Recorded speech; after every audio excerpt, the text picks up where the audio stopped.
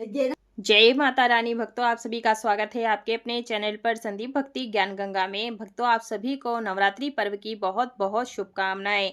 आज की इस वीडियो में हम जानने वाले हैं नवरात्रि की अष्टमी और नवमी पर कन्या पूजन करने का विशेष महत्व है।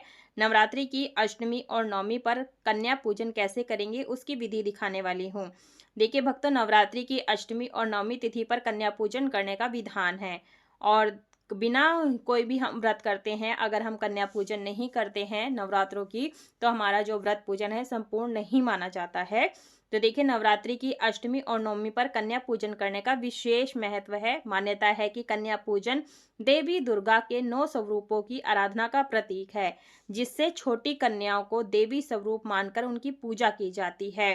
कन्या पूजन में 2 से 10 वर्ष की कन्याओं और एक लंगूर यानी कि बालक को आमंत्रित कर उन्हें भोजन कराया जाता है और उपहार भेंट किए जाते हैं। यह पूजा नारी शक्ति, पवित्रता और समृद्धि का प्रतीक मानी जाती है। धार्मिक मान्यताओं के अनुसार कन्या पूजन में माँ दुर्गा प्रसन्न होती हैं और भक्तों को सुख समृद्धि का आशीर्वाद देती हैं।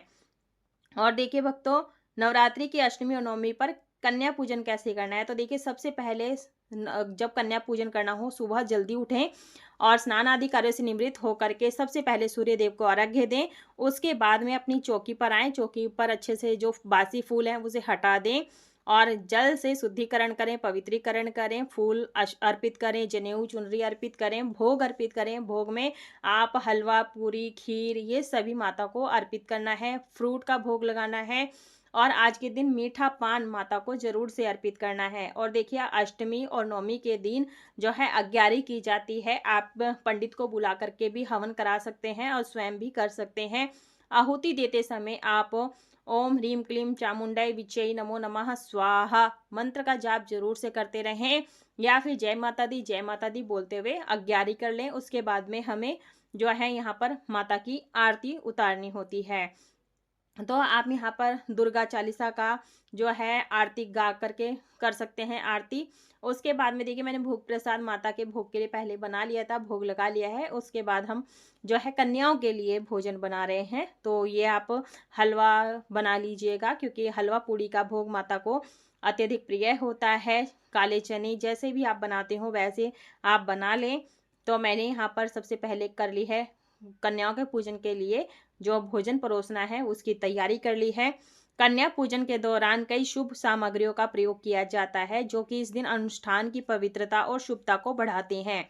इनमें सबसे पहले आप यहाँ पर जैसे हलवा, पूड़ी ये सभी चीज़ें आप तल लें और आप कोशिश करें कि देसी घी में बनाएं, नहीं तो आप सरसों के तेल में भी भोग प्रसाद बना सकते हैं। लेकिन जो अट्ठावड़ी चढ़ाते हैं वो कोशिश कीजिएगा देसी घी में निकालें पूड़ी हलवा।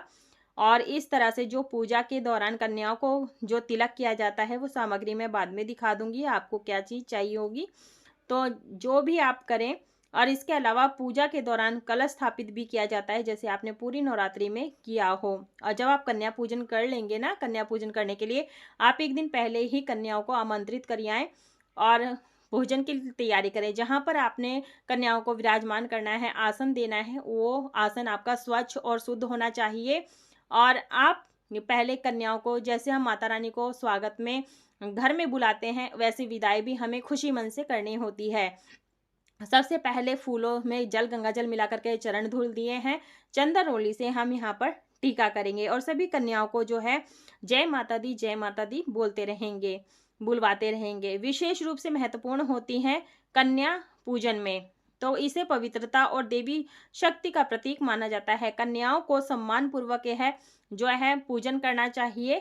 और देखिए भक्तों, जो है जो भी आप बच्चों को भोग प्रसाद देते हैं प्रेम से ही दें, जल्दबाजी बिल्कुल भी ना करें, इस बात का ध्यान रखिएगा।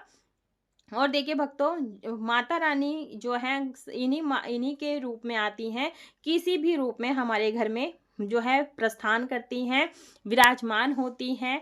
तो भोग प्रसाद जो भी है आप आज के दिन लहसुन लहसुन प्याज जो है प्रयोग ना करें, शुद्ध सात्विक भोजन बनाएं। और देखिए, हमने यहाँ पर आलता लगा रहे हैं, आलता आप जरूर से लगाएं, क्योंकि माता रानी को सुहाग का सामान भी चढ़ाया जाता है। तो आप जरूर से करें। देखिए, कन्या पूजन करने से पहले उस स्थान को अच्छी तरह से साफ करना होता है जहाँ पर संपन्न कराना होता है पूजा। तो देखिए, शुद्ध रहना चाहिए जिस स्थान पर करना है। और देखिए, गिफ्ट में आप कोई भी तोहफा दे सकते हैं, बैग, कॉपी, पेंसिल, पेन दे सकते हैं, हेयर बैंड दे सकते हैं, ड्रेसें दे सकते हैं पहनने के लिए, जिससे हमारी कन्याएँ खुश होकर के हमें आशीर्वाद दे कर के जाएँ। और इस तरह से हम सभी के हेयर बैंड लगा देंगे। तो जैसे भी आपकी इच्छा शक्ति हो, आप वैसा तोहफ़ा आप कन्याओं को दे सकते हैं। और अक्षत आप अपनी झोली में ज़रूर से भरवा लें, इससे हमारे घर में अन्न धन की बरकत बनी रहती है, धन-धान्य की कोई कमी नहीं रहती, सुख समृद्धि बनी रहती है। और इस पूजा में परिवार को सभी सदस्यों को शामिल होना चाहिए। और लड़के जो आपके घर में बालक हों, उनको भी इस पूजा से अवगत कराना चाहिए, उन्हें भी बताना चाहिए कि हमारी संस्कृति कैसी है। तो उनको भी जैसे पैर छुआने चाहिए, तिलक वगैरह लगवाना चाहिए उनसे, तो इन्हें भी पता चलता है कि हमारी संस्कृति कैसी है, हमारा जो है पूजा पाठ कैसी होती है, कन्याओं की रक्षा कैसे करनी होती है, इससे अवगत कराना होता है। तो देखिए, यदि आपको 9 कन्याएँ उपलब्ध ना हो तो आप 5-7 कन्याओं को भी आमंत्रित किया जा सकता है, अपना पूजन संपूर्ण कर सकते हैं।